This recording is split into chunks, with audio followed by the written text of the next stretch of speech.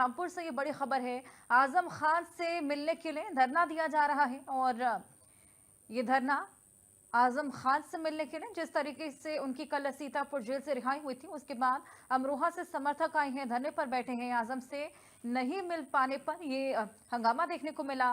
Police समझाने में जुटी है, फिर भी नहीं मान रहे। आजम के घर के बाहर समर्थकों का जमावड़ा लगा हुआ है। तो आजम खान की कल सीतापुर के जेल से रिहाई, जिसके बाद देखिए तमाम कार्यकर्ता उनसे मिलने के लिए पहुंचे, सपा के तमाम नेता उनसे मिलने के लिए पहुंचे और अब धरना दिया जा रहा है उनसे मिलने के लिए।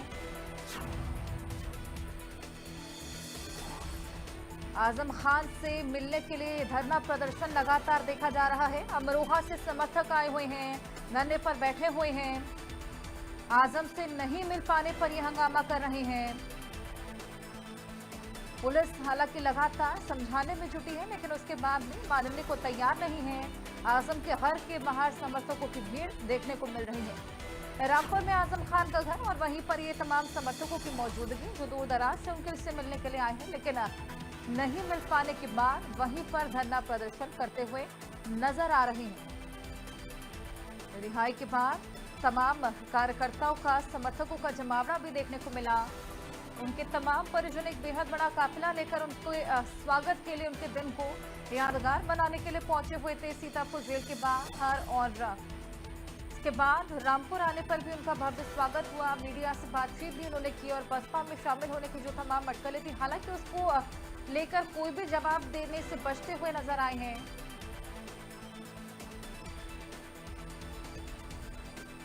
पुलिस लगातार समझाने में जुटी हुई है। आजम के घर के बाहर समर्थकों की ये भीड़ लगी हुई है।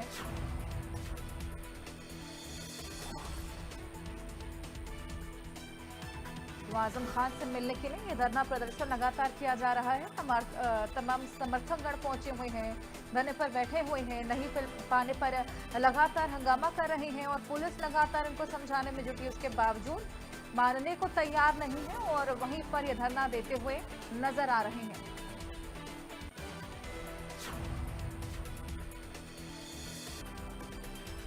तो बताएं कि अमरोहा से ये समर्थक आए हुए हैं जो धरने पर बैठे हैं। कल ही आजम खान की 23 महीनों बाद जेल से रिहाई हुई है। बेहद बड़ा काफिला उनको लेने के लिए पहुंचा था और आजम के घर के बाहर अब समर्थकों की ये भीड़। सिद्धार्थ हमारे सहयोगी लगातार हमारे साथ बने हैं, उनसे और जानकारी इसको लेकर लेंगे। सिद्धार्थ, ये तमाम समर्थकगण उनके घर के बाहर पहुंचे हुए हैं, लगातार मिलने की गुहार लगा रहे हैं, लेकिन पुलिस भी समझा बुझा रही है, मिलने नहीं दिया जा रहा। क्या वजह?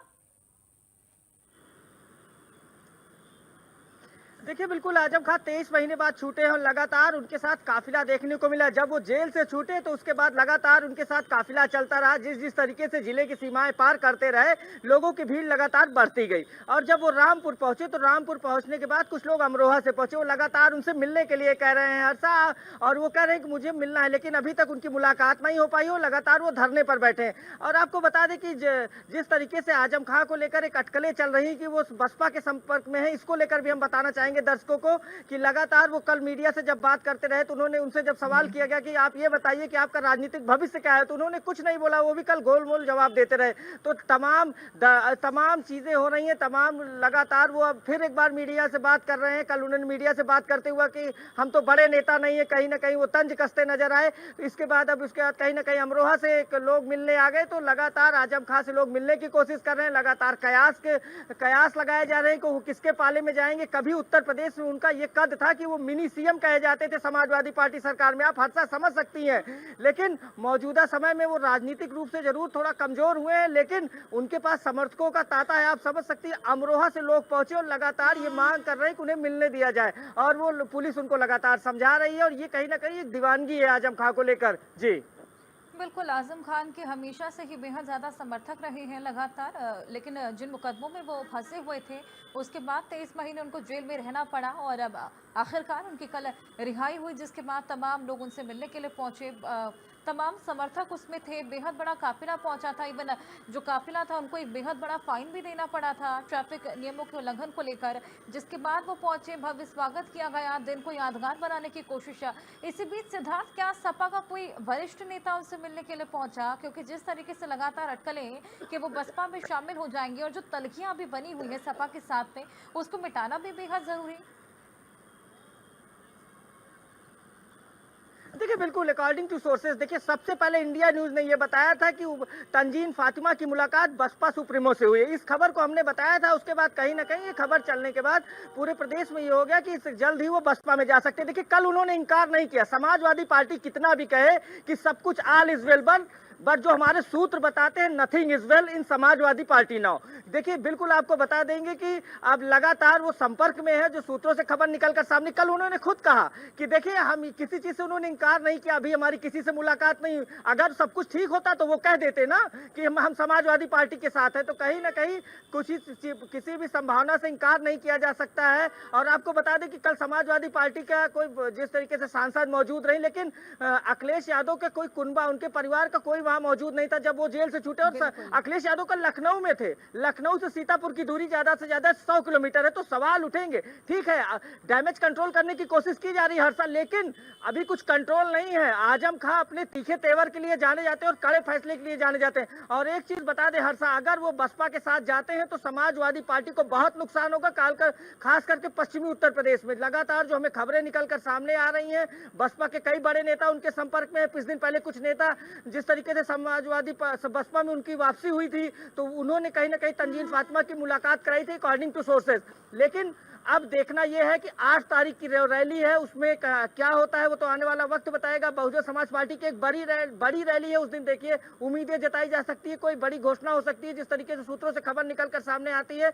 लेकिन समाजवादी पार्टी पूरी कोशिश कर रही है डैमेज कंट्रोल करने की, लेकिन अभी तक कोई ऐसा दिखने को नहीं मिला है। लगातार ये सवाल उठ रहे हैं कि क्यों अखिलेश यादव नहीं गए। जब आप लखनऊ में मौजूद थे, आप लगातार प्रेस कर रहे थे, 100 किलोमीटर दूरी पर थे, क्यों आप सामना नहीं कर सकते? और एक इन सब बातों को बल क्यों मिल रहा है? तंजीन फातिमा ने जून में कहा था सीतापुर में कि हमारे कोई मदद नहीं कर रहा है, कोई भी समाजवादी पार्टी का नेता हमारे संपर्क में नहीं है, हमारी मदद अल्लाह कर रहा है। तो आप समझ सकती हैं हर्षा कि कुछ अच्छा नहीं है, ऑल इज वेल नहीं है। आप कहते रहिए मीडिया के सामने, लेकिन लोग सब समझते हैं और अब सबकी नजरें रामपुर की तरफ लगी हैं। देखना यह है कि किसके पाले में जाते हैं। लेकिन बिल्कुल आपको बता दें, अगर वो जाते हैं बसपा के साथ में पाले में, तो ये बड़ा नुकसान होगा समाजवादी पार्टी को। कम से कम 50 से 60 सीटें जो पश्चिमी उत्तर प्रदेश में, वहां पर बड़ा झटका लगेगा M+D के समीकरण के साथ।